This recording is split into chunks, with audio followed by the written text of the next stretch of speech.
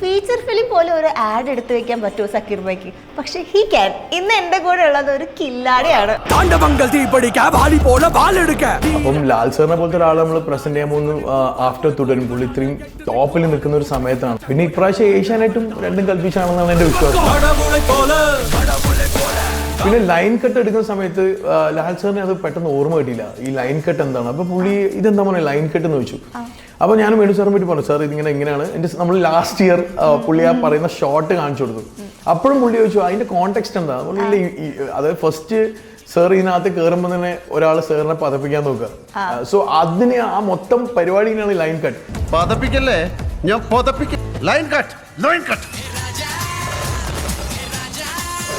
Coming back to Lal sir, Lal സാറിനെ that's why he's a super star. അതായത് ഇപ്പുറത്ത് mass കാണിക്കുന്നു, ഇപ്പുറത്ത് പിന്നെ ക്ലാസ് കാണിക്കുന്നു. ലാൽ സാറിനും കൂടെ ഇതിനു മുമ്പ് അധികം വർക്ക് ചെയ്തിട്ടില്ല. ഞാൻ മമ്മൂക്കനോട് ഒരു പടം വർക്ക് ചെയ്തിട്ടുണ്ട് അസിസ്റ്റന്റ് ആയ സമയത്ത്. ബട്ട് ലാൽ സാറിന്റെ കൂടെ വർക്ക് ചെയ്തപ്പോഴാണ് ലൈക്ക് ഇറ്റ്സ് ലേണിംഗ്. ഭയങ്കര ക്ലിയർ ആണ്. കാരണം വെച്ചാൽ ഇത്രയും കാലത്തെ എക്സ്പീരിയൻസ് ഉണ്ട്. നമ്മൾ ഷോട്ട് വെക്കുമ്പോഴും പുള്ളി എന്നെ വന്നിട്ട് സാറിന് വിളിച്ചപ്പോൾ തന്നെ ഞാൻ അയ്യോ. ഫസ്റ്റ് ഇറങ്ങിയ ടീസറിൽ 90% Lal sir out of focus ആണ്. അത് ഇത്രയും വലിയൊരു സൂപ്പർ സ്റ്റാർ, ഇത്രയും വലിയൊരു സ്റ്റാർ ഒരിക്കലും എനിക്ക് തോന്നില്ല വേറെ ഏതെങ്കിലും ഭാഷയിൽ അത് ചെയ്യുന്നുണ്ടാവും. കാരണം രാവിലെ മുതൽ വൈകുന്നേരം വരെ പുള്ളീനെ ഷൂട്ട് ചെയ്തതിൽ 2 ഷോട്ടിൽ മാത്രമാണ് പുള്ളീൻ്റെ ഫേസ് കാണുന്നുള്ളൂ. പിന്നെ ഞാനൊരു ഒരു ഡൈ ഹാർഡ് ആസിഫ് അലി ഫാനാണ്. ഞാനൊരു മോഹൻലാൽ ഫാനാണ്, ഒരു മമ്മൂക്ക ഫാനാണ്, ഒരു ആസിഫ് അലി ഫാനാണ്. എന്നെ ഇപ്രാവശ്യം ബിഗ് ബോസിൽ വിളിച്ചായിരുന്നു. അപ്പൊ ഞാൻ പറഞ്ഞു ഈ സമയം കുറച്ച് ഓണത്തിന്റെ സമയത്ത് സാധാരണ കുറച്ച് പരസ്യമൊക്കെ ചെയ്യുന്ന സമയം. ഞാൻ പറഞ്ഞു ഞാൻ ഇപ്രാവശ്യം ഇല്ല, നമുക്ക് പിന്നെ നോക്കാന്ന് പറഞ്ഞു. എന്താ പണി അറിയാവുന്നതിന്റെ കയ്യിൽ കിട്ടിയാൽ ഇങ്ങനെ ഇരിക്കും എന്നൊക്കെ പറഞ്ഞിട്ട് അങ്ങനെയൊന്നല്ല. അത് ചിലത് ഏതോ ഒരു ട്രോൾ വീഡിയോയിൽ പറയുന്ന പോലെ ചിലത് ശരിയാവും, ചിലത് ശരിയാവൂല.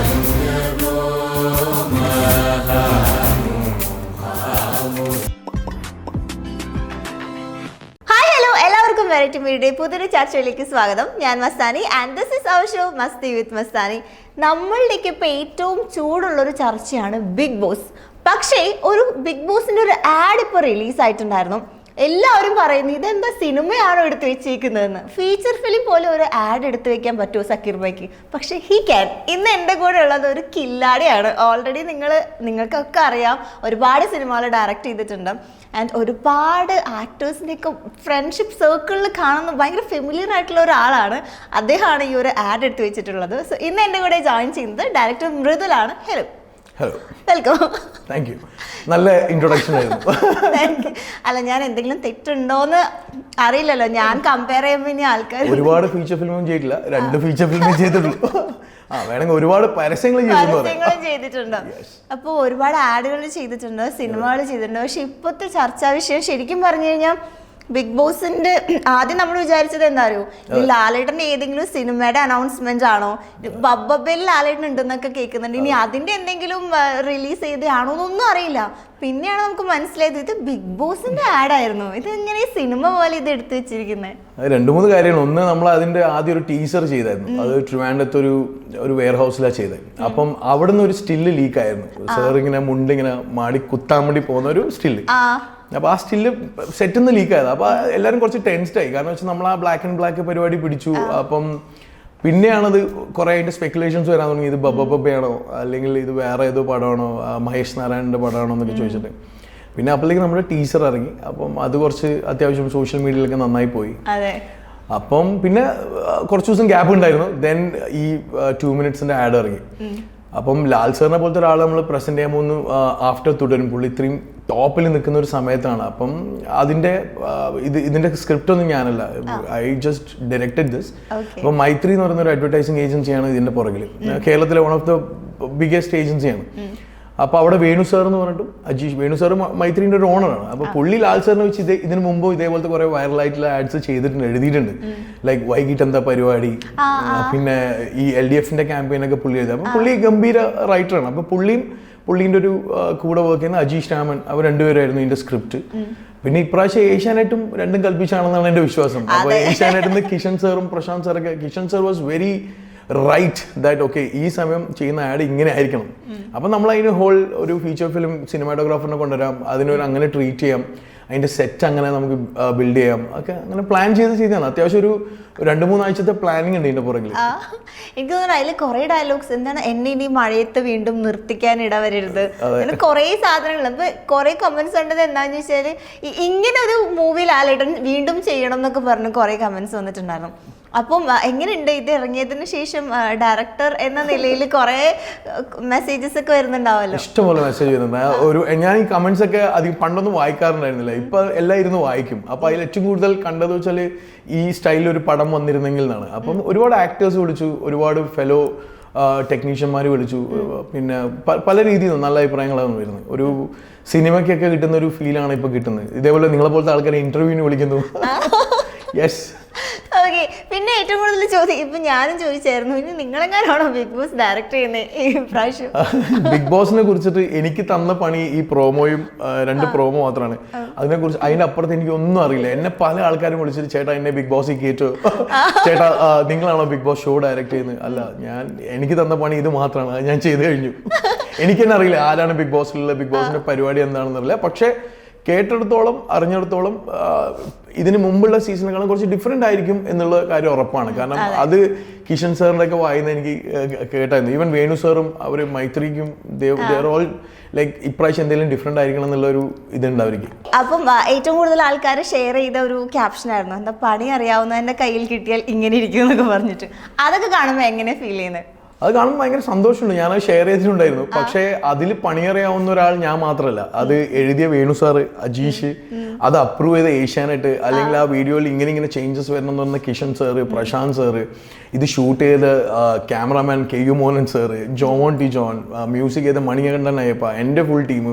അങ്ങനെ ഇതൊരു ടീം വർക്കാണ്. ഒരു സിനിമ എപ്പോഴും പറയുന്നില്ല, cinema is never one man's game.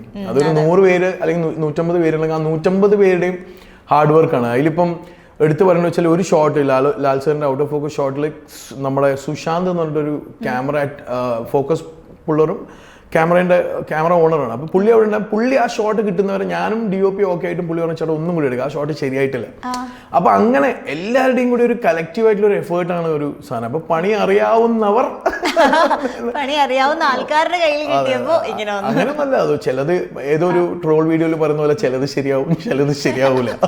പക്ഷെ ഇപ്രാവശ്യം എന്തോ ശരിയായി. അത് നമ്മൾ ഓരോ നമ്മൾ പഠിക്കുന്ന എന്താ, നമ്മള് ജീവിതത്തിൽ ചിലപ്പം നമ്മുടെ കഴിഞ്ഞ വർക്ക്, ഞാൻ അധിക ഇന്റർവ്യൂവിലും എന്നെ ഇന്റർവ്യൂ ഞാൻ പറയുന്നത്, അതായത് നമ്മൾ എന്താണെന്ന് ഇന്നത്തെ കാലത്ത് നമ്മൾ അനലൈസ് ചെയ്യുന്ന അല്ലെങ്കിൽ നമ്മൾ ഇവാലുവേറ്റ് ചെയ്യുന്ന നമ്മൾ ലാസ്റ്റ് ചെയ്ത വർക്ക് വെച്ചിട്ടാണ്.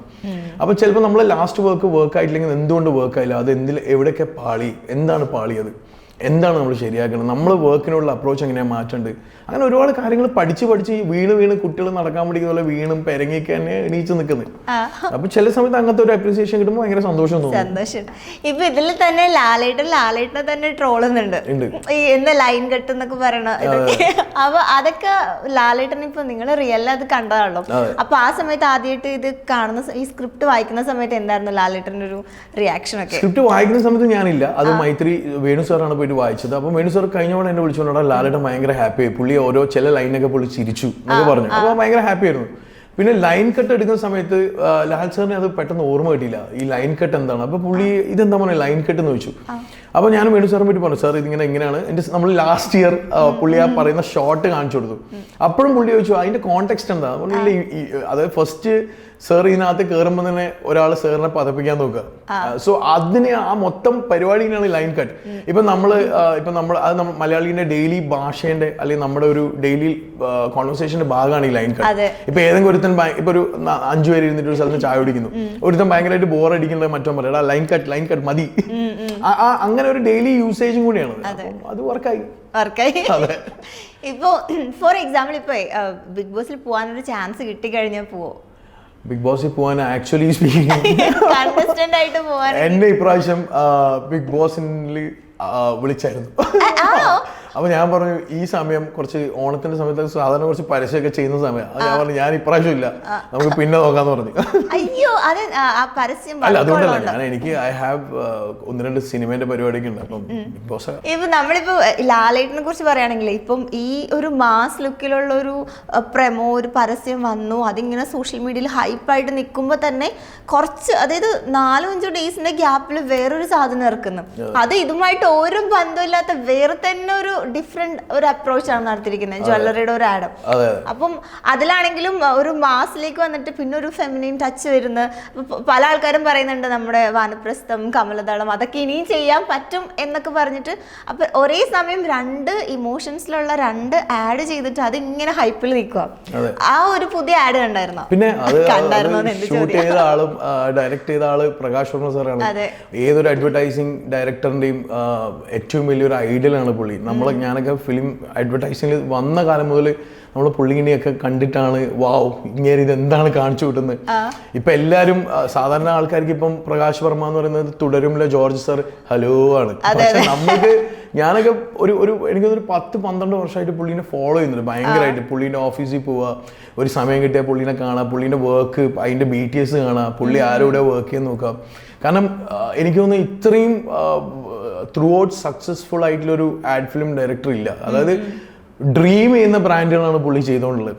യുനോ അതായത് വോഡഫോണിൻ്റെ ഫസ്റ്റ് ആഡ് മുതൽ ഇപ്പം ലാസ്റ്റ് ഇറങ്ങിയ ആഡ് വരെ പുള്ളീൻ്റെ ടീം തന്നെ അങ്ങനെയാണ്. പുള്ളി അത്രയും ഡീറ്റെയിലിംഗ് ആണ് ആ ആഡിൽ. ഇപ്പം നിങ്ങൾ ലാൽ സാറിൻ്റെ ആഡ് പറഞ്ഞാൽ പുള്ളിയുടെ കാരവൻ, ആ ഷൂട്ടിംഗ് സെറ്റ്, അതിന്റെ ടോൺ, അതിന്റെ മോഹൻലാലിന് എഴുതിയൊരു ബോർഡ് ഉണ്ട് കാരവൻ തുറക്കുന്നത്, അതുവരെ ഗോൾഡ് പ്ലേറ്റഡ് ആണ്. അത്രയും പ്രീമിയം ആണ്. സോ അത്രയും ഏതൊരു ആഡ് ഫിലിം മേക്കറിനും അല്ലെങ്കിൽ ഏതൊരു ഫീച്ചർ ഫിലിം മേക്കറിനും വലിയൊരു റെഫറൻസ് ആണ് Varma sir. Coming back to Lal sir, Lal സാറിനെ that's why he's a super star. അതായത് ഇപ്പുറത്ത് മാസ് കാണിക്കുന്നു, ഇപ്പുറത്ത് പിന്നെ ക്ലാസ് കാണിക്കുന്നു. അപ്പോൾ അത് ഞാൻ അനൂപേട്ടനെ പറ്റി ഒരു ഇന്റർവ്യൂവിൽ കണ്ടിട്ടുണ്ട്. ഒരേ സമയത്താണ് പുള്ളി ദേവാസുരവും വേറൊരു പടവും ചെയ്തത്. അതായത് ഒന്ന് മീശ, ഒന്ന് ഭയങ്കര സോബർ ആയിട്ടുള്ള ക്യാരക്ടറും. ആ പടം ഞാൻ ഓർക്കുന്നില്ല. അവിടുന്ന് നേരെ ഡ്രൈവ് ചെയ്ത് പോയി അടുത്ത സ്ഥലത്ത് മീശ ഇതാക്കിയിട്ടുണ്ട്. എനിക്ക് ഇതേപോലത്തെ ഒരു ഭാഗ്യം കിട്ടിയിട്ടുണ്ടെന്ന് വെച്ചാൽ ഞാൻ നത്തോലി ഒരു ചെറിയ മീനെല്ലാം എന്ന് പറഞ്ഞ പടത്തിന്റെ അസിസ്റ്റന്റ് ഡയറക്ടർ ആയിരുന്നു. അപ്പം അതിൽ ഫഹദ് ഫാസിൽ 2 ക്യാരക്ടർ ചെയ്യുന്നുണ്ട്. ഒന്ന് ഭയങ്കര പാവമായിട്ടുള്ള ഒരാളും ഒന്ന് ഭയങ്കര എക്സെൻട്രിക് ആയിട്ടുള്ള ഒരാളും. അപ്പോൾ ഈ ചാർട്ടിങ്ങിന്റെ അനുസരിച്ച് അന്ന് മഴക്കാലത്താണ് ഷൂട്ട് ചെയ്യുന്നത്. അപ്പം ചില സമയത്ത് ഇൻഡോറും എക്സ്റ്റീരിയറും അങ്ങനെ ഷൂട്ട് ചെയ്യുന്നത്. അപ്പോൾ പെട്ടെന്ന് തന്നെ ഒരു സീൻ ഷൂട്ട് ചെയ്യുമ്പോൾ ചിലപ്പോൾ ഫഹദ് ഈ ക്യാരക്ടറായിട്ടായിരിക്കും, അത് കഴിഞ്ഞൊരു 10 മിനിറ്റ് അടുത്ത സീൻ ഷൂട്ട് ചെയ്യുന്നത് മറ്റേ ക്യാരക്ടറായിരിക്കും. അത് രണ്ടും ലാസ്റ്റ് സീനൊക്കെ ആയിരിക്കും. അപ്പോൾ ഇയാളുടെ ഇതിൽ നിന്ന് ഇതിലേക്ക് ഇയാൾ അയാൾക്കൊന്നും പ്രിപ്പയർ ചെയ്യേണ്ട. ഐ മീൻ ഞാൻ ലാൽ സാറിനെയും ഫഹദിനെയും കമ്പയർ ചെയ്യുന്നില്ല, ബട്ട് ഞാനിത് മുമ്പ് കണ്ടിട്ടുണ്ട്. അതാണ് Lal sir. That's why he such a big guy. അത്രയും വലിയൊരു മനുഷ്യൻ. കാരണം പുള്ളി പുതിയതായിട്ട് നമ്മളിപ്പോൾ എന്തെങ്കിലും ഈ ലൈൻ കട്ട് പറഞ്ഞ പോലെയും അല്ലെങ്കിൽ സാറിനെ ട്രോൾ ചെയ്യുന്ന പറയുമ്പോൾ പുള്ളി അത് കണ്ട് ചിരിക്കുക ചെയ്ത് ആണോ ഞാൻ എന്നെ ട്രോൾ ചെയ്യണോ, ആൻഡ് ഹീ ക്വിക്ലി ഓക്കെ നമ്മളിത് എങ്ങനെ എടുക്കുന്നത്. അതാണ് ദാറ്റ്സ് വൈ ഹീസ് ലെജൻഡ്. എനിക്ക് തോന്നുന്നു നമ്മൾ ആക്ച്വലി ലാൽ സാറിനെ സെലിബ്രേറ്റ് ചെയ്യുന്നതിൻ്റെ ഉള്ളൊരു റീസൺ ഇതായിരിക്കും. അതെ, വേറെ ഏതൊരു ആക്ടറാണ് അത് ചെയ്യുക. അതായത് ഹീസ് ആൻഡ് എന്ത് ഗ്രേസ് ആണ്, എന്ത് ജ്വല്ലറി ആഡ് കണ്ടിട്ട് സത്യം പറയാം കിളി എല്ലാം ഫുൾ കിളിയും പോയി. It was that great. ഞാൻ വിചാരിച്ചു അത് ലാൽ സാർ എടുത്തിട്ട് പോയിന്ന് മനസ്സിലായി ആ ജ്വല്ലറീസ്. പക്ഷെ ഇത് എടുത്തിട്ട് എന്ത് ചെയ്യാൻ പോകുന്നേ, അതായിരുന്നു ആ ഫസ്റ്റ് ടൈം അത് കണ്ടപ്പോ എന്നുള്ളൊരു സാധനം വന്നായിരുന്നു. പിന്നെ പിന്നെ പിന്നെ അത് വീണ്ടും കണ്ടപ്പോ ഓക്കെ എക്സ്പെക്ട് ചെയ്തില്ല. വേറെ ഇതിട്ട് ഇങ്ങനെ ഒരു കുറെ ജസ്റ്റേഴ്സ് കാണിക്കണ്ടല്ലോ, കിളിപോയി. സോ അതന്നെ അതാണ് ഒരു 5 ദിവസത്തെ ഗ്യാപ്പിൽ യുനോ ഒരു super star is doing multiple things. പുള്ളി ആരാണ് എന്താണെന്ന് പുള്ളി വീണ്ടും തെളിയിച്ചുകൊണ്ടിരിക്കുക. അതെ. ഇനിയിപ്പോ ഇൻ കേസ് ഇപ്പം ലാൽ സാറിനെ വെച്ചിട്ട് ഒരു കൊമേഴ്ഷ്യൽ ഒരു അടിപൊളി മൂവി എടുക്കാനൊക്കെ ഉള്ള ഒരു പ്ലാനല്ല. ഞാൻ ലാൽ സാറിനും കൂടെ ഇതിനു മുമ്പ് അധികം വർക്ക് ചെയ്തിട്ടില്ല. ഞാൻ മമ്മൂക്കനോട് ഒരു പടം വർക്ക് ചെയ്തിട്ടുണ്ട് അസിസ്റ്റന്റ് ആയ സമയത്ത്. ബട്ട് ലാൽ സാറിന്റെ കൂടെ വർക്ക് ചെയ്തപ്പോഴാണ് ലൈക്ക് ഇറ്റ്സ് ലേണിംഗ്. ഭയങ്കര ക്ലിയർ ആണ്. കാരണം വെച്ചാൽ ഇത്രയും കാലത്തെ എക്സ്പീരിയൻസ് ഉണ്ട്. നമ്മളൊരു ഷോട്ട് വെക്കുമ്പോഴും പുള്ളി എന്നെ വന്നിട്ട് സാറിന്ന് വിളിച്ചപ്പോൾ തന്നെ ഞാൻ അയ്യോ ഞാനിങ്ങനെ പുള്ളി അങ്ങനെ ചോദിക്കുക യെസ് സർ അങ്ങനെയാണ് പുള്ളി സംസാരിക്കുക. അപ്പോൾ ഞാനിങ്ങനെ ആരാണ് എനിക്ക് ഒരു എന്താ പറയണ്ടേ കണ്ണൊക്കെ നിറഞ്ഞു. അപ്പം സാർ അങ്ങനെയാണ് നമ്മൾ ഡീൽ ചെയ്യുന്ന പോലും. അത് അത്രയും ക്ലാരിറ്റി ഉണ്ട് പുള്ളിക്ക്. എവിടെ വരെ നടക്കണം, ഒരു ഡയലോഗിൻ്റെ എന്ത് ഭാഗം പറയണം, ഈ ഷോട്ട് ഇവിടെ വരെ ഉണ്ടാവും, അതൊക്കെ പുള്ളിക്ക് ഭയങ്കര ക്ലിയർ ആണ്. അപ്പം അങ്ങനെ വർക്ക് ചെയ്യാൻ ഒരു ആഗ്രഹം ലൈക്ക് നമ്മൾ ജനിച്ചപ്പോൾ മുതൽ നമ്മൾ കാണുന്ന ബിഗ് ഫാൻ ബോയ്. ഇപ്പൊ നമ്മള് ഇതിന് ശേഷം എനിക്ക് തോന്നുന്നു എവിടെയൊക്കെ നമ്മൾ കേട്ടായിരുന്നു എന്തോ റെഫറൻസ് ഗോഡ് ഫാദറിന്റെ റെഫറൻസ് എടുത്തു എന്നൊക്കെ പറഞ്ഞ ഒരു അതെന്തോ ക്ലാരിറ്റി ഇല്ലായ്മ ഉണ്ടെന്ന് തോന്നുന്നു. അത് അങ്ങനെയല്ല. അത് ഈ റൈറ്റർ അജീഷും ഇങ്ങനെ എന്റെ ഫ്ലാറ്റിൽ വന്ന് നമ്മൾ ഇതിന്റെ പ്രീ പ്രൊഡക്ഷൻ നടന്ന സമയത്ത് അവിടെ ഒരു ഫ്ലാറ്റിൽ ഒരു ഗോഡ് ഫാദറിന്റെ ഒരു പോസ്റ്റർ ഉണ്ടായി. അപ്പോൾ ആ പോസ്റ്ററിൽ ഇങ്ങനെ നോക്കിയപ്പോൾ അതിൽ ബ്ലാക്ക് ആണ്, ഇയാൾ മെർലിൻ ബ്രാൻഡോന്റെ സൂട്ട് ബ്ലാക്ക് ആണ്. അപ്പോൾ അതിൽ റെഡ് പൂണ്ടായി. അപ്പോൾ ഞാനിങ്ങനെ ആലോചിച്ചു, നമ്മളിങ്ങനെ ബ്ലാക്ക് ആണല്ലോ തീം, നമുക്ക് കുറച്ച് റെഡിന്റെ എലമെന്റ് കൂടി കൊണ്ടുവരാന്നുള്ളത്. അങ്ങനെയാണ് ഞാൻ പറഞ്ഞത്. പക്ഷെ അത് കുറച്ച് ആൾക്കാർ ചോദിച്ചു, ഓക്കെ ഇവൻ ഗോഡ് ഫാദർ എടുത്ത് കളിക്കാൻ. എൻ്റെ ദൈവമേ, ഗോഡ് ഫാദർ ഒന്നും നമ്മൾ ഒരിക്കലും തൊടൂല, നമ്മൾ അതിനെക്കുറിച്ച് സംസാരിക്കാൻ പോലും ആളല്ല. അതിനുള്ള അറിവും വിവരവും എനിക്ക് ഉണ്ടെന്ന് ഞാൻ വിശ്വസിക്കുന്നുമില്ല. അപ്പോൾ അതൊരു ആ ഒരു റെഫറൻസ് എല്ലാവർക്കും, ഏതൊരു ഫിലിം ഡയറക്ടറിനും എപ്പോഴും ഒരു ഭയങ്കര ചായവുള്ള ഒരു സിനിമയാണ് ഗോഡ് ഫാദർ. ഇത് ഇന്ത്യയിൽ തന്നെ പല ഭാഷയിലും പല ആൾക്കാരും പല രീതിയിൽ മേക്ക് ചെയ്തും കഴിഞ്ഞു. സോ അതിനോട് ഒരു ചായ എപ്പോഴും ഉണ്ടാവും. ഒരു ഗാങ്സ്റ്റർ എന്ന് പറയുമ്പോൾ ഏതൊരാളുടെയും, നോട്ട് ഈവൺ എ ഫിലിം ഗായ്, ഒരു സാധാരണക്കാരൻ്റെ മനസ്സിലും വരുന്ന പടമാണ് ഗോഡ് ഫാദർ. ഗോഡ് ഫാദർ അവിടെ ഇരിക്കും. അതാണ് ഉദ്ദേശിച്ചത് ആക്ച്വലി. ചില സമയങ്ങളിൽ നമ്മൾ പറയുമ്പോൾ അത് റോങ് ആയിട്ട് നിങ്ങളോട് പറയുന്ന കാര്യമില്ലല്ലോ. ഓക്കെ, ഇപ്പൊ ഇത് എപ്പോഴായിരുന്നു ഇപ്പൊ നമ്മുടെ ഈ ഒരു ആഡിന്റെ ഷൂട്ടും കാര്യങ്ങളൊക്കെ കുറെ നാളായിട്ട് മുന്നേ എടുത്തു വെച്ചതായിരുന്നു, അല്ലെങ്കിൽ ഇപ്പം റീസെന്റ് ആണോ എടുത്ത് ഷൂട്ട് ചെയ്ത് ഔട്ട് പുറത്ത് വെച്ചത്? ഇതിപ്പോ ഒരു 3 weeks കൊണ്ടാണ് മൊത്തം പരിപാടി നടന്നത്. ആദ്യം നമ്മളൊരു ടീസർ ഷൂട്ട് ചെയ്തു ട്രിവാൻഡ്രത്ത്, അത് കഴിഞ്ഞൊരു 4-5 ദിവസം ഗ്യാപ്പ് വന്നു. Then we did the master film in Kochi. അപ്പോൾ സാറിൻ്റെയും കുറേ എനിക്കൊന്ന് സാറിന് 1-2 പടങ്ങളും പിന്നെ അതിൻ്റെ ഇടയിൽ എന്തൊക്കെയോ റിലീസും പിന്നെ സാറ് ഗവൺമെൻറ്റിൻ്റെ ആണെങ്കിലും അങ്ങനെ പല പല പരിപാടിയുണ്ട്. അപ്പം അതാണ് സാറിന് വേറെ, സാർ ഈ ടീസർ ഷൂട്ട് ചെയ്യാൻ വന്നപ്പം പുള്ളി ലാൽ സാർ ഒരു ഓൾമോസ്റ്റ് 2 ദിവസം ഉറങ്ങിയിട്ടില്ല. അപ്പോൾ പുള്ളി അങ്ങനെയൊക്കെ ഇപ്പം ചെയ്തുകൊണ്ടിരിക്കുന്ന പടം എന്തോ ഫുൾ നൈറ്റ് ആയിരുന്നു. അങ്ങനെ പുള്ളി ട്രാവൽ ചെയ്ത് ട്രിവാൻഡ്രത്തേക്ക് വന്നു. നമ്മുടെ ഈ ടീസറിൻ്റെ ഇടയിൽ ഗവൺമെൻറ്റിൻ്റെ ഒരു ഫംഗ്ഷൻ ഉണ്ടായിരുന്നു. അപ്പം 4 മണിക്കൂർ ഷൂട്ട് ചെയ്തു. Then he went for that function, then came back. അതും ഭയങ്കര ഇൻട്രസ്റ്റിംഗ് ആണ്. കാരണം വെച്ചാൽ ആ ഫസ്റ്റ് ഇറങ്ങിയ ടീസറിൽ 90% Lal sir out of focus ആണ്. 2 ഷോട്ടിലെ പുള്ളീൻ്റെ ഫേസ് ശരിക്കും കാണുന്നുള്ളൂ. പക്ഷെ പുള്ളീൻ്റെ കൈ ആണെങ്കിലും പുള്ളീൻ്റെ ബാക്ക് ആണെങ്കിലും പുള്ളീൻ്റെ കാലാണെങ്കിലും പുള്ളി വണ്ടിയിൽ പോകുന്നതാണെങ്കിലും ഒക്കെ പുള്ളിയാണ് ചെയ്തത്. അത് ഇത്രയും വലിയൊരു സൂപ്പർ സ്റ്റാർ, ഇത്രയും വലിയൊരു സ്റ്റാർ ഒരിക്കലും എനിക്ക് തോന്നില്ല വേറെ ഏതെങ്കിലും ഭാഷയിൽ അത് ചെയ്യുന്നുണ്ടാവും. കാരണം രാവിലെ മുതൽ വൈകുന്നേരം വരെ പുള്ളീനെ ഷൂട്ട് ചെയ്തതിൽ 2 ഷോട്ടിൽ മാത്രമാണ് പുള്ളീൻ്റെ ഫേസ് കാണുന്നുള്ളൂ. ബാക്കിയൊക്കെ ഔട്ട് ഓഫ് ഫോക്കസ് ആണ്. And that man is a gem. He's a wonder. നമുക്ക് അതൊക്കെയാണ് എനിക്ക് സാറിനോട് ഒരു ഷോട്ട് പറയാൻ തന്നെ ഭയങ്കര മടിയായിരുന്നു. സാർ ഇത് സാർ ഔട്ട് ഓഫ് ഫോക്കസ് ആണ്, സാർ ഇത് സാറിന്റെ ബാക്ക് ഷോട്ടാണ്, സാർ ഇത് വണ്ടീന്റെ ഷോട്ടാണ്, ഇത് ഹെഡ്ലൈറ്റിന്റെ ഷോട്ടാണ്. ബട്ട് എവറിഥിങ് ഒരു പ്രശ്നമില്ല. Okay sir. എനിക്ക് തോന്നുന്നു നമ്മളെ ഇപ്പം സിനിമേനൊക്കെ ഇഷ്ടപ്പെടുന്ന ഏതൊരാളാണെങ്കിലും കാണാൻ ആഗ്രഹിക്കുന്ന ഒരാളാണ് ലാൽ സാർ. എനിക്കാണെങ്കിലും ലാൽ സാറിന് ഇതുവരെ എനിക്ക് ഇന്റർവ്യൂ എടുക്കാനുള്ള ഒരു ഭാഗ്യം കിട്ടിയിട്ടില്ല.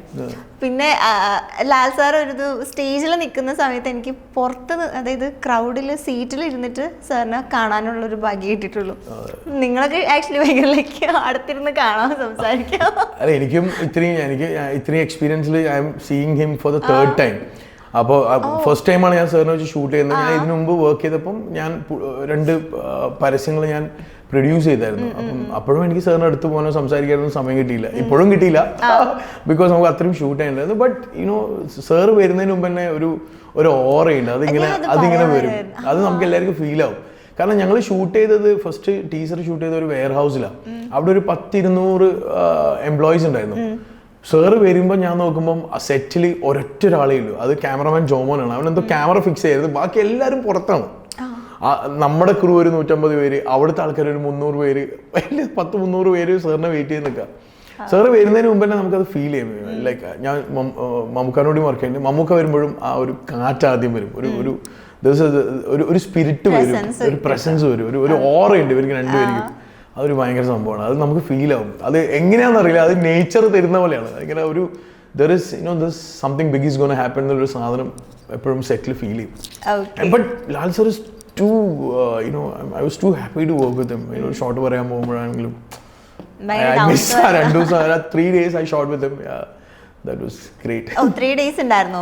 പിന്നെ നമുക്ക് ഇതിന്റെ കുറെ കൗണ്ട് ഡൗൺ പ്രൊമോസ് ഉണ്ട് ലാൽ സാറിന് വെച്ച് ചെയ്ത്. അതിപ്പം ഈ 7 day to go, 5 day to go, 4 day to go, അങ്ങനത്തെ കുറച്ച് സാധനങ്ങൾ അത് വരാനുണ്ട്. ഇത്രയും ഇനിയും വരാനിരിക്കുന്നല്ലോ. എനിക്ക് തോന്നുന്നു ചെറിയ ക്യൂട്ട് നൈസ് സാധനങ്ങളാണ്. എനിക്ക് നെക്സ്റ്റ് മന്ത് ഇപ്പോൾ ഇത് ബിഗ് ബോസ് സ്റ്റാർട്ട് ചെയ്യാമോ? അങ്ങനെ എന്തോ ആണ് ഞാൻ കേട്ടത്. ബിഗ് ബോസിനെ കുറിച്ച് എനിക്ക് ആക്ച്വലി ഒരു ഐഡിയ ഇല്ല. കാരണം അവിടെയാണ് ഏഷ്യാനെറ്റ്. ഇല്ല, അത് നമ്മളോട് ഏഷ്യാനെറ്റ്, നമ്മൾ ഇപ്പം ഏഷ്യാനെറ്റിൽ പോയി അവിടെ അവരോട് ഇരുന്നു നമ്മൾ ഇതിന്റെ ഈ വർക്കിന്റെ കാര്യങ്ങളായിട്ട് ഡീൽ ചെയ്തപ്പോൾ പോലും അവരുടെ ഒരാളെ വായന്നും എന്താണ് എന്നുള്ളത് ഇതുവരെ വന്നിട്ടില്ല. ഇതിന് മുമ്പിലത്തെ സീസണേക്കാളും കുറച്ചും കൂടി ഡിഫറെൻ്റ് ആയിരിക്കും എന്നുള്ളത് ഉറപ്പാണ്. കാരണം വെച്ചാൽ അല്ലെങ്കിൽ ഏഷ്യാനെറ്റിനെയും ലാൽ സാറിനൊക്കെ ആ ഗിവ് അവേ ഉണ്ടായിരുന്നു ഒരു ആ പരസ്യത്തില് അങ്ങനെയാണ് നമ്മൾ അപ്രോച്ച് ചെയ്തത്. So there is something big that's going to happen, I guess. എന്തായാലും നമ്മൾ ഒരുപാട് എനിക്ക് തോന്നുന്നു ബിഗ് ബോസിന്റെ ഫാൻസ് ഒക്കെ ഭയങ്കര എക്സ്പെക്ടേഷനിലാണ് ഇരിക്കുന്നത്. എസ്പെഷ്യലി പ്രമോം കൂടി ഇറങ്ങിയതിന് ശേഷം നമ്മളുടെ എക്സ്പെക്ടേഷൻ ഭയങ്കര മേലെയാണ്. അപ്പം അത് മീറ്റ് ചെയ്യാൻ സാധിക്കട്ടെ ഇപ്രാവശ്യത്തെ ബിഗ് ബോസിന്. ഉറപ്പായിട്ടും സാധിക്കട്ടെ. ഓക്കെ, ഇനി നമ്മൾ മൃദുലിലേക്ക് വരുമ്പോഴേക്കും കുറേ നാൾ ഇപ്പം അസിസ്റ്റന്റ് ഡയറക്ടറായിട്ട് കുറേ നാളുണ്ടായിരുന്നു, പിന്നെ കുറേ ആഡ്സ് ചെയ്തു, സിനിമകൾ ചെയ്തു. എന്താണ് ഇനി പുതിയ വിശേഷങ്ങൾ? എന്തെങ്കിലും പ്രിപ്പറേഷൻസിലാണോ? ഒരു സിനിമ, ഒരു തെയ്യം ബേസ് സിനിമന്റെ സ്ക്രിപ്റ്റിങ്ങിന് കഴിഞ്ഞ് അത് അതിന്റെ ഒരു ടൈറ്റിൽ അനൗൺസ്മെന്റ് ഒക്കെ ചെയ്തായിരുന്നു. അപ്പോൾ അതുണ്ട്. പിന്നെ വേറെ 1-2 സ്ക്രിപ്റ്റുകൾ സുഹൃത്തുക്കളും അങ്ങനെ വന്ന് 1-2 സ്ക്രിപ്റ്റുകൾ ലോക്ക് ചെയ്ത് വെച്ചിട്ടുണ്ട്. 1-2 ആക്ടേഴ്സിനോട് സംസാരിച്ചിട്ടുണ്ട്. പിന്നെ ഇപ്പോൾ ഓണം സീസണാണ്. അപ്പം ബേസിക്കലി കഴിഞ്ഞ 2-3 ഓണത്തിനായിട്ടും കേരളത്തിൽ തന്നെയാണ് ഞാൻ പരസ്യങ്ങൾ ചെയ്യുന്നുണ്ട്. അപ്പം പരസ്യം ടൈമാണ്. സോ അങ്ങനെ പോകുന്നു. കൂടുതൽ എന്താ ഫോക്കസ് ചെയ്യുന്നത്? അഡ്വർടൈസ്മെന്റ്സ് ആണോ, ഫിലിംസ് ആണോ? എനിക്ക് രണ്ടും ഭയങ്കര ഇഷ്ടമാണ്. കാരണം വെച്ചാൽ ആഡ്സ് ആകുമ്പോൾ പറഞ്ഞാൽ നമുക്ക് ഒരുപാട് നമ്മൾ 20 സെക്കൻഡ്, 10 സെക്കൻഡ്, 15 സെക്കൻഡ്, 45 സെക്കൻഡിലാണ് കഥ പറയുന്നത്. And you get to work with the best of the best. നമുക്ക് നല്ല ടെക്നീഷ്യന്മാരോട് വർക്ക് ചെയ്യാം. പല ടൈപ്പിലുള്ള കോൺസെപ്റ്റിലാണ് നമ്മൾ വർക്ക് ചെയ്യുന്നത്. അപ്പം നമ്മുടെ ഡീറ്റെയിലിംഗ് കൂടി, ഇപ്പം ഞാൻ നേരത്തെ പ്രകാശ് സാറിന് പറഞ്ഞ പോലെ നമ്മൾ ചെറിയ ചെറിയ ഡീറ്റെയിലിംഗ്, ഇപ്പം മസ്താൻ ഇവിടെ ഇരിക്കുന്നു, ആ ചെയറിന്റെ കളർ എന്തായിരിക്കും, വാളിന്റെ ബാക്ക്ഡ്രോപ്പ് എന്തായിരിക്കും, അത് സിനിമയിൽ പോകുമ്പോൾ അത്ര ഡീറ്റെയിലിംഗ് ചിലപ്പോൾ ഉണ്ടാവില്ല. പക്ഷെ പരസ്യത്തിലാകുമ്പോൾ ആ ഡീറ്റെയിലിംഗ് ഭയങ്കര കൂടുതലാണ്. സിനിമയിലാകുമ്പോൾ അപ്പം നമുക്ക് ആ പരസ്യത്തിൽ നിന്ന് പഠിച്ചത് സിനിമയിലെ സ്റ്റോറി ടെല്ലിംഗ്, സിനിമയിലെ ഒരു ഇമോഷൻ നമ്മളെങ്ങനെ ഹോൾഡ് ചെയ്ത് പോകും, അതൊക്കെ നമുക്ക് പരസ്യത്തിൽ കൊണ്ടുവരാം. So it's like I enjoy both. Balancing ആണ്. എനിക്ക് രണ്ടും ഭയങ്കര ഇഷ്ടമാണ്. രണ്ടും ഒരേ പണിയാണ്. Basically you are creating something. എനിക്ക് തോന്നുന്നു സിനിമ എന്ന് പറയുമ്പോൾ നമുക്ക് കുറച്ചുകൂടി ഒരു 2.5 hours ഉണ്ടാവും. പക്ഷെ ഈ പറഞ്ഞ പോലെ അഡ്വർടൈസ്മെന്റ്സ് ആണെങ്കിൽ ഒരു 30 seconds 40 seconds ആ ഒരു ടൈമിനുള്ളിൽ നമ്മൾ പറയാൻ ഉദ്ദേശിക്കുന്നത് പറയാൻ വേണം, അത് ആളുകൾക്ക് കൺവിൻസ്ഡ് ആവുകയും വേണം. കുറച്ചും കൂടി ഡിഫിക്കൽട്ടാന്ന് തോന്നുന്നു. അല്ലെ, അത് പക്ഷേ അതിന് പ്രോപ്പർ ആയിട്ട് ഒരു ഏജൻസി ഉണ്ടാവും, അവരത് പഠിക്കും. എല്ലാരും പറയും പരസ്യം എന്ന് പറഞ്ഞാൽ ഒരു ദിവസത്തെ പണിയല്ലേ. ഒരിക്കലും സിമ്പിൾ ആന്ന് പറയുന്ന കുറെ ആൾക്കാർ. പരസ്യം എന്ന് പറഞ്ഞാൽ 6 മാസം 1 കൊല്ലൊക്കെ റിസർച്ച് ചെയ്ത് അതിന്റെ പുറകിൽ പണിയെടുക്കുന്ന പരസ്യങ്ങളുണ്ട്. 1 കൊല്ലല്ല, ഞാൻ തന്നെ 1.5 കൊല്ലൊക്കെ പണിയെടുത്ത പരസ്യങ്ങളുണ്ട്. ഒരു സിനിമേന്റെ 2 സിനിമ 3 സിനിമ ചെയ്യേണ്ട ടൈമിൽ പണിയെടുത്ത് റിസർച്ച് ചെയ്ത് വർക്ക് ചെയ്ത് തെറ്റി വർക്ക് ചെയ്ത് വീണ്ടും വർക്ക് ചെയ്ത് അങ്ങനെ ചെയ്ത പരസ്യങ്ങളുണ്ട്. രണ്ടും ഒരേ ഇത് തന്നെയാണ്. പരസ്യം കുറച്ചും കൂടി ഡീറ്റെയിൽ ആവും. കാരണം പരസ്യത്തിൽ, സിനിമയിൽ എന്ന് പറഞ്ഞാൽ ഒരു ഡയറക്ടറും അല്ലെങ്കിൽ ഒരു പ്രൊഡ്യൂസറും ഒരു ആക്ടറും ഈ 3 പേരെ കൺവിൻസ് ചെയ്താൽ മതി.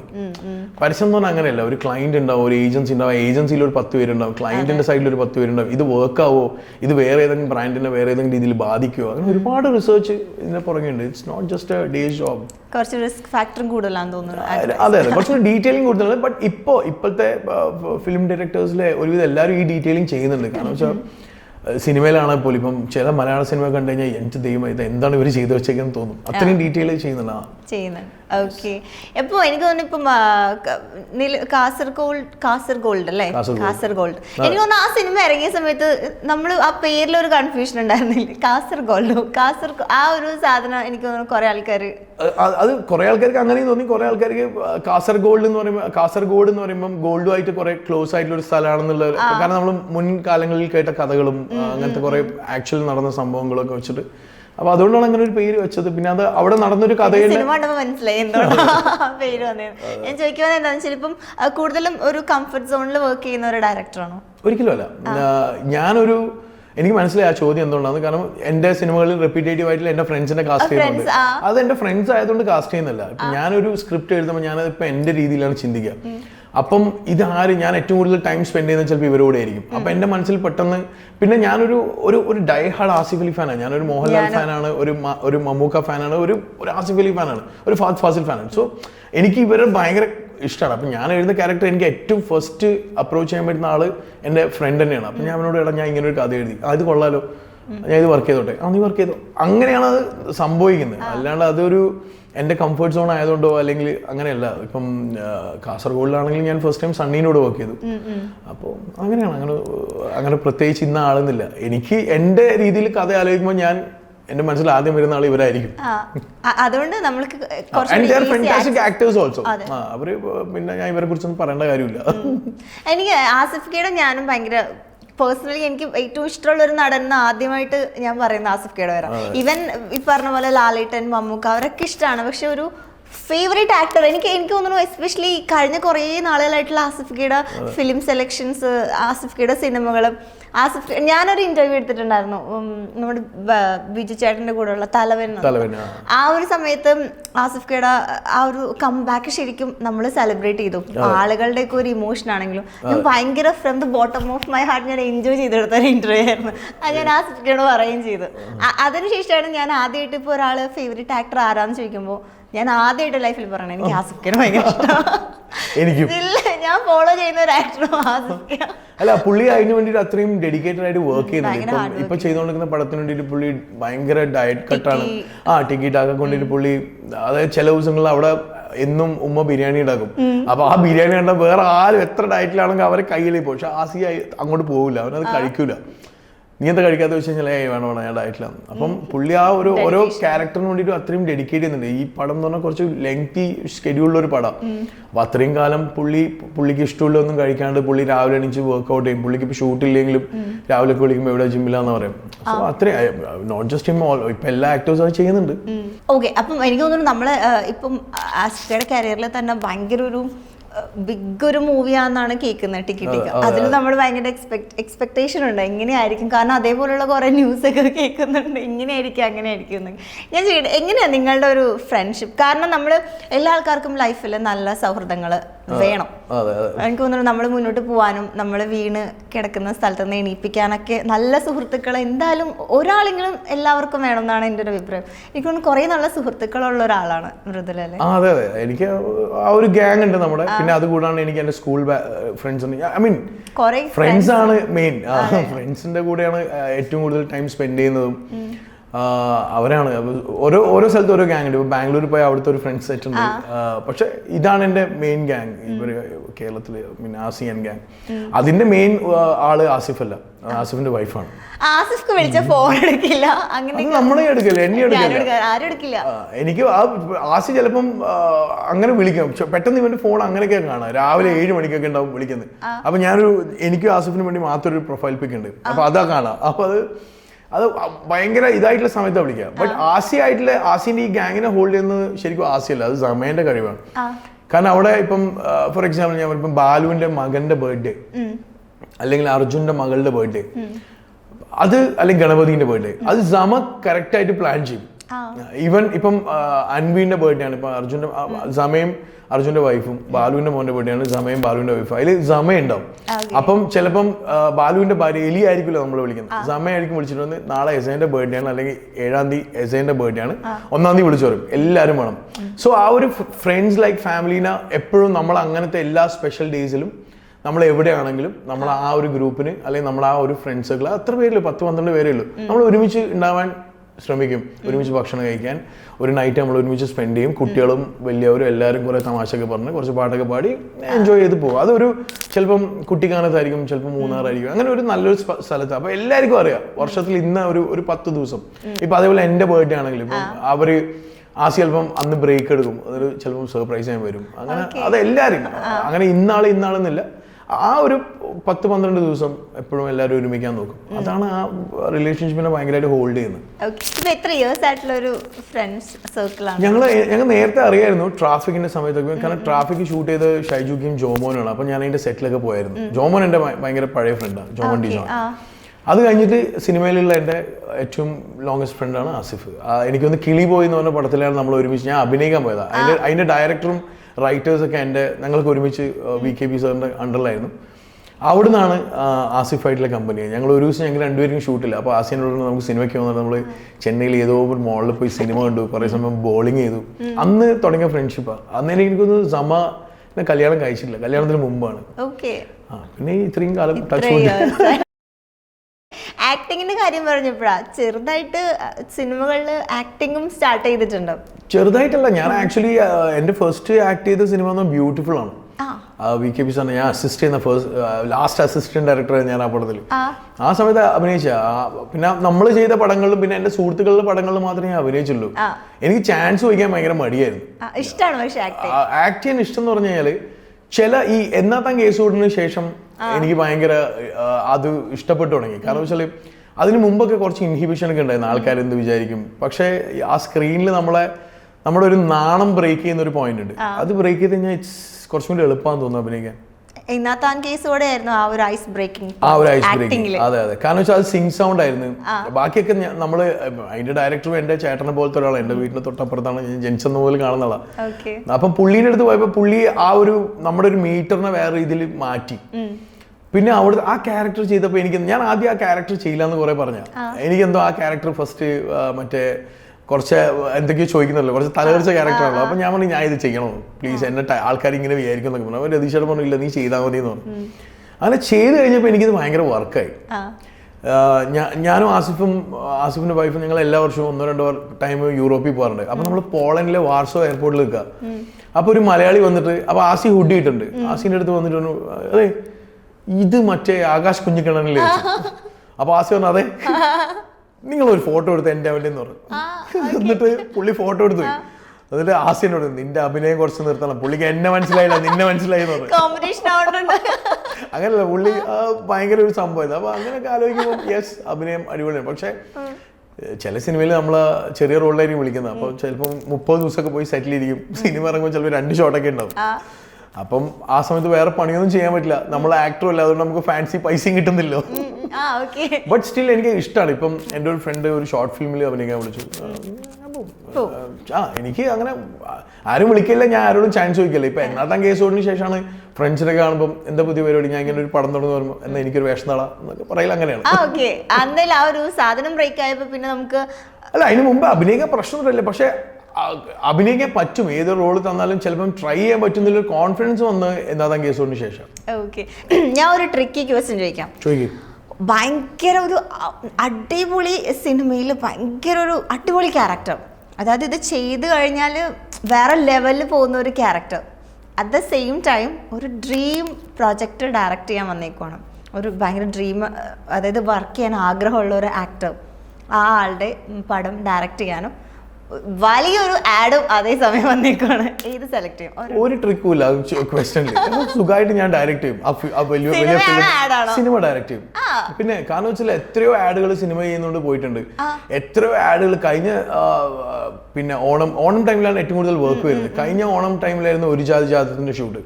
അപ്പൊ അത് ഭയങ്കര അടിപൊളി സെറ്റായിരുന്നു. അപ്പം ഞാനിങ്ങനെ തലശ്ശേരി ഷൂട്ട്, അപ്പൊ തലശ്ശേരിയിൽ നിന്ന് ഞാൻ രാത്രി ട്രെയിൻ കയറും, ഞാൻ കൊച്ചിയിൽ വരും, എന്നിട്ട് ആഡ് ഷൂട്ട് ചെയ്യും, എന്നിട്ട് അന്ന് രാത്രി ട്രെയിൻ കയറും, തിരിച്ച് തലശ്ശേരി പോകും, അവിടെ ഒരു അഭിനയിക്കും, അന്ന് രാത്രി ട്രെയിൻ കയറും.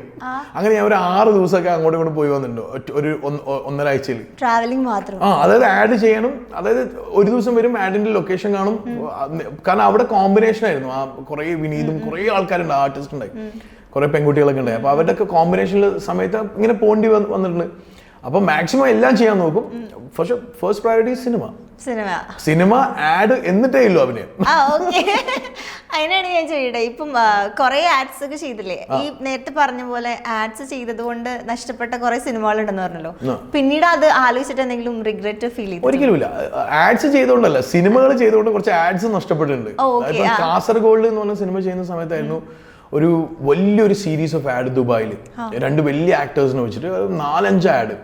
അത് നേരത്തെ ഞാൻ ഒരു വർഷം ഇതേപോലെ അതിന്റെ സ്ക്രിപ്റ്റ് ഞാൻ എഴുതി, അത് വർക്ക് ചെയ്ത് കറക്റ്റ് കാസർഗോഡിന്റെ ഡേറ്റിൽ ആ ആഡ് വന്നു. കാരണം അത് 2 ആക്ടേഴ്സിനെ വെച്ചിട്ട്, ബോളിവുഡ് ആക്ടേഴ്സിനെ വെച്ചിട്ട് അത് ചെയ്യാൻ പറ്റിയില്ല.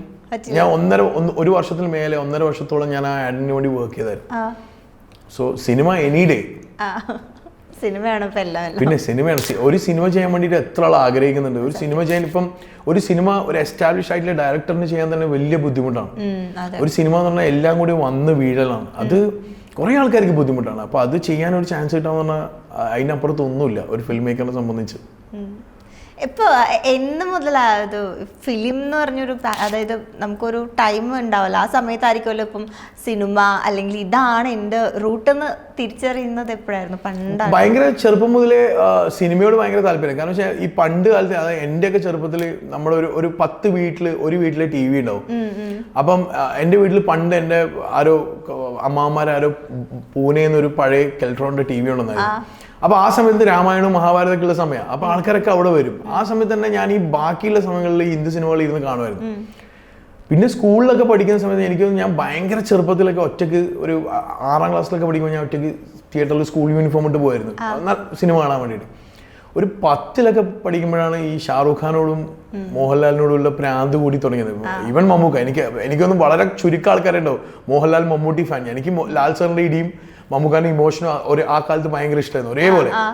അപ്പം ഞാൻ അങ്ങനെ ഭയങ്കര ക്രേസ് ആയിരുന്നു. ഒരു +2 ഒക്കെ കഴിയുമ്പോൾ വീട്ടുകാർക്കൊക്കെ ആ സമയത്ത് ഒന്നിക്കലും എഞ്ചിനീയറിംഗ് അല്ലെങ്കിൽ അങ്ങനത്തെ ഒരു പ്രൊഫഷണൽ ഡോക്ടറൊക്കെ ആയിരുന്നു. എൻ്റെ കൂടുതൽ ഫ്രണ്ട്സ് ഒക്കെ അങ്ങനെ. അപ്പോഴെനിക്കറിയായിരുന്നു മോനെ നിന്റെ വഴി ഇതല്ല. അപ്പം പിന്നെ എൻ്റെ അമ്മാവൻ സിനിമാറ്റോഗ്രാഫറാണ് KU മോഹനൻ. പുള്ളിയാണ് ഈ ബിഗ് ബോസിന്റെ ആഡ് ഷൂട്ട് ചെയ്തത്. അപ്പൊ പുള്ളി ആ കാലത്തെ ഷാറൂഖ് ഖാനൊക്കെ വെച്ച് പരസ്യമൊക്കെ ചെയ്തുകൊണ്ടുള്ള ആളാണ്. അപ്പം പുള്ളിനോടുള്ളൊരു, കാരണം പുള്ളി ബാക്കി ഇപ്പൊ അച്ഛനൊക്കെ സാധാരണ പാന്റ് ഷർട്ട് ഇട്ടിട്ട് വരും. മോഹനമാമൻ വരുമ്പോ എന്ന് വെച്ചാൽ പുള്ളി മറ്റേ കാർഗോ പാന്റ്, അതിന്റെ മേലൊരു ജാക്കറ്റ്, ഒരു സ്റ്റൈല്, ലോങ് ഹെയർ, ഒരു ഒരു ഒരു ഒരു കെട്ട് തലയിൽ. അപ്പൊ ഭയങ്കര ഒരു കാണുമ്പോൾ തന്നെ അയാൾ കുറച്ച് ഡിഫറെന്റ് ആണല്ലോ. അപ്പൊ അങ്ങനെയൊക്കെ സിനിമയോട് നമുക്ക് എവിടെയോ നമ്മൾ അറിയാണ്ട് അതിനുള്ള താല്പര്യം കൂടി. പിന്നെ നമ്മൾ പ്രൊഫഷണൽ കോഴ്സ് ഒന്നും പോകാണ്ട് ഞാൻ കറക്റ്റ് സിനിമയ്ക്ക് പഠിക്കാനുള്ള ഒരു സാധനം പഠിക്കാന്ന് വെച്ച് സിനിമ കോഴ്സ് ചെയ്യാന്ന് വെച്ചു. പിന്നെ വേണ്ട, ഞാൻ ജേർണലിസം പഠിച്ചു. അന്നേരം മറ്റേ കുറുക്കൻ ചത്താലും കണ്ണ് കോഴിക്കോട്ടിലേക്കാന്ന് കോഴിക്കോട്ടിലാന്ന് പറയുന്ന പോലെ കണ്ണ് സിനിമയിലേക്ക് തന്നെ ആയിരുന്നു. It was there. എങ്ങനെയായിരുന്നു ആ ഒരു സ്റ്റാർട്ടിങ്? ഫസ്റ്റ് ആഡ് അല്ലേ, ആഡ്സിലല്ലേ? അല്ല, സ്റ്റാർട്ടിംഗ് എന്ന് പറഞ്ഞാൽ ഫസ്റ്റ് ഞാൻ VK സാറില്ലേ, VK പ്രകാശ് സാറിന്റെ കൂടെ അസിസ്റ്റന്റ് ആയിട്ടാണ് വർക്ക് ചെയ്തത്. ഞാൻ എനിക്കൊന്ന് പുള്ളിന്റെ 14-ാമത്തെയോ 13-ാമത്തെ അസിസ്റ്റന്റ് ആയിരുന്നു. ഫുൾ ഈ വിനയ് ഗോവിന്ദ്, കിളിബോയ്, അങ്ങനെ അഭിലാഷ് ജോഷി, കിങ് ഓഫ് കൊത്ത, അങ്ങനെ കുറെ ഡയറക്ടേഴ്സ് ഉണ്ടായിരുന്നു എൻ്റെ മുമ്പിൽ, ADs. അങ്ങനെ ഞാൻ അവിടെ അസിസ്റ്റന്റ് ആയിട്ട് കയറി ഒരു 3-4 കൊല്ലം വർക്ക് ചെയ്തു. പിന്നെ പുള്ളിന്റെ കമ്പനീന്റെ പ്രൊഡ്യൂസറായി. അതായത് പുള്ളി ഡയറക്റ്റ് ചെയ്യും, ഞാൻ പ്രൊഡ്യൂസ് ചെയ്യും. അങ്ങനെ എനിക്ക് വളരെ യങ് ഏജിൽ, എനിക്കൊന്നൊരു 20-22 ഇയേഴ്സിലൊക്കെ ഞാൻ ഇന്ത്യയിലെ വലിയ വലിയ ബ്രാൻഡുകൾക്ക് പ്രൊഡ്യൂസ് ചെയ്യാൻ തുടങ്ങി.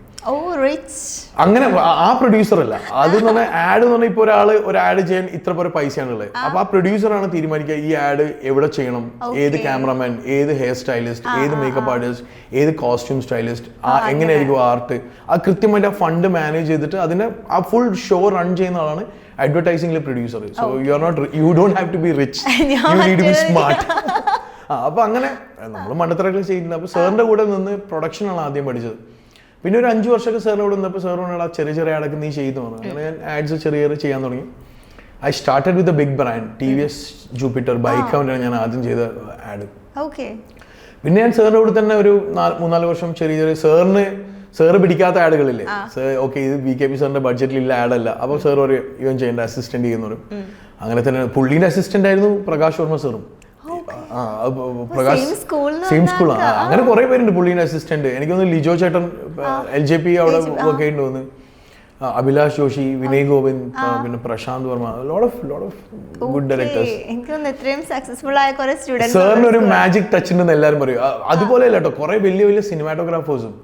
ഇപ്പം രതീഷ് ബാലകൃഷ്ണ പൊതുവാളില്ലേ, പുള്ളി ആർട്ട് ഡയറക്ടർ ആയിരുന്നു. പുള്ളിന്റെ ഫസ്റ്റ് ആഡ് VKP സാറിന്റെ. അങ്ങനെ എനിക്കൊന്ന് രവി K ചന്ദ്രൻ സാർ, അങ്ങനെ കുറെ ആൾക്ക് VKP സാറിന്റെ കൂടെ സ്റ്റാർട്ട് ചെയ്യുന്നുണ്ട്. എനിക്ക് പേര് ഓർമ്മയില്ല, പറഞ്ഞാൽ തെറ്റിപ്പോവും, അതുകൊണ്ട് ഞാൻ പറയുന്നില്ല.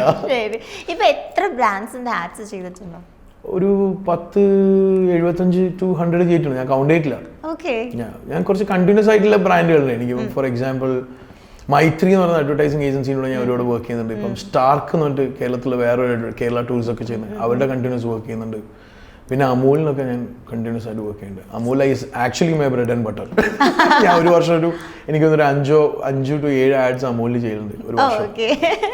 ഇനിയിപ്പോ ബിസി ആയിട്ടുള്ളത് നമ്മുടെ ഓണം റിലേറ്റഡ് ആഡ്സിന് വേണ്ടി. കുറച്ച് ഓണം റിലേറ്റഡ് ആഡ്സിന്റെ പ്രീ പ്രൊഡക്ഷൻ ഒക്കെ തുടങ്ങി കഴിഞ്ഞു. പിന്നെ ഞാൻ പറഞ്ഞ 1-2 സിനിമേന്റെ പ്രീ പ്രൊഡക്ഷൻ ഇങ്ങനെ എഴുത്തു കഴിഞ്ഞു. അപ്പൊ അതിന്റെ ബാക്കി കാസ്റ്റിങ്ങും അതിന്റെ ബാക്കി പരിപാടിയൊക്കെ നടക്കുന്നു.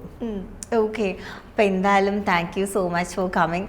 കാരണം എനിക്ക് ഭയങ്കര ഹാപ്പിയാണ്, കാരണം ഇങ്ങനെ ഇന്റർവ്യൂ എടുക്കാൻ പറ്റില്ല. അതാണ് എനിക്കും ഒരു കുറച്ച് ഇതായി തോന്നിയത്. സാധാരണ ഒരു പരസ്യം ചെയ്തിട്ട് ആ പരസ്യം വൈറലായി കഴിഞ്ഞാൽ അങ്ങനെ ഒരു ഇന്റർവ്യൂ ഒന്നും ആരും വിളിക്കാറില്ല. ഇപ്പം നിങ്ങളാണെങ്കിലും വേറെ 1-2 ചാനലും എന്നെ വിളിച്ചായിരുന്നു interview. So I was also like shock. Nice.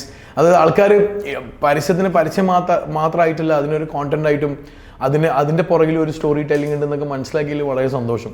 എനിക്ക് തോന്നുന്നു കുറെ ആഡ്സും വൈറലാവാറുണ്ട്. ഇപ്പം വരുന്ന ആഡ്സ് ഒക്കെ എനിക്ക് തോന്നുന്നു പണ്ടത്തെ ആഡ്സിനെ പോലെ ഭയങ്കര എന്തൊക്കെയോ സ്പെഷ്യാലിറ്റീസ് ഉണ്ട്, എന്തൊക്കെയോ രീതിയിൽ അത് വൈറലാവുന്ന, ആൾക്കാരെ ഏറ്റെടുക്കുന്നു. ഈവൻ ആഡ്സിൽ വരുന്ന ഡയലോഗ്സ് ഒക്കെ നമ്മൾ പണ്ട് സിനിമയിലെ ഡയലോഗൊക്കെ ആയിരിക്കും ഡെയിലി ലൈഫിൽ. ഇപ്പൊ ചില ഈ പറഞ്ഞ പോലെ ലാലേട്ടൻ്റെ ചില ഡയലോഗ്സ് ആണെങ്കിലും ചില ബ്രാൻഡ്സിന്റെ ആഡ്സിന്റെ ഡയലോഗ്സ് ആണെങ്കിലൊക്കെ നമ്മുടെ ഡെയിലി ലൈഫിൽ അത് എടുക്കുന്നു. അപ്പൊ അങ്ങനെ കുറെ നമ്മളിലേക്ക് വരുന്ന ഒരു സാധനമാണ് ആഡ്സ്. അത് പ്രോബബ്ലി എനിക്ക് തോന്നുന്നു ഇപ്പം എല്ലാവരും റീൽസ് കാണുന്നുണ്ട്. ഒരു മനുഷ്യന്റെ ആവറേജ് അറ്റൻഷൻ സ്പാൻ എന്ന് പറയുന്നത് 60 to 90 seconds ആണ്. അതായത് പുള്ളി അടുത്തയിലേക്ക് പോകും. അപ്പൊ ആഡ്സ് ഒക്കെ അങ്ങനെ, ആഡ്സിലും അങ്ങനെ ഒരു കഥ പറച്ചിലാണല്ലോ, 45 സെക്കൻഡ് 60 സെക്കൻഡ്. പിന്നെ ഞങ്ങളും ഇപ്പം കഴിഞ്ഞ തവണ ഏഷ്യാനെറ്റിന് ചെയ്ത 2 ആഡ് ഭയങ്കര വൈറലായിരുന്നു. അതിന് മുമ്പ് ഞാൻ സ്വിഗ്ഗിന്റെ ആഡ് ചെയ്തായിരുന്നു, പടകാളി ചണ്ടിച്ചങ്ങരിക, ആ സാധനമൊക്കെ വൈറലായിരുന്നു. അതൊന്നും വൈറലല്ല. ചിലതൊക്കെ നേരത്തെ ഫസ്റ്റ് ഞാൻ പറഞ്ഞ പോലെ ചിലപ്പോൾ ശരിയാവും, ചിലപ്പോൾ ശരിയാവില്ല. എന്നാൽ ഇപ്പൊ കാര്യങ്ങളൊക്കെ ശരിയായിട്ട് പോകുന്നുണ്ട്. അപ്പൊ ഇതേപോലെ തന്നെ എല്ലാം ശരിയായിട്ട് പോട്ടെ. അപ്പോൾ thank you so much for coming and all the very best. So നമ്മളൊക്കെ ഇനി ഈഗർലി വെയിറ്റിംഗ് ആണ്, ഇനി പുതിയ സിനിമകൾ ആണെങ്കിലും ആഡ്സ് ആണെങ്കിലും ഒക്കെ. അപ്പോൾ all the very best and thank you Mastani. Thank you.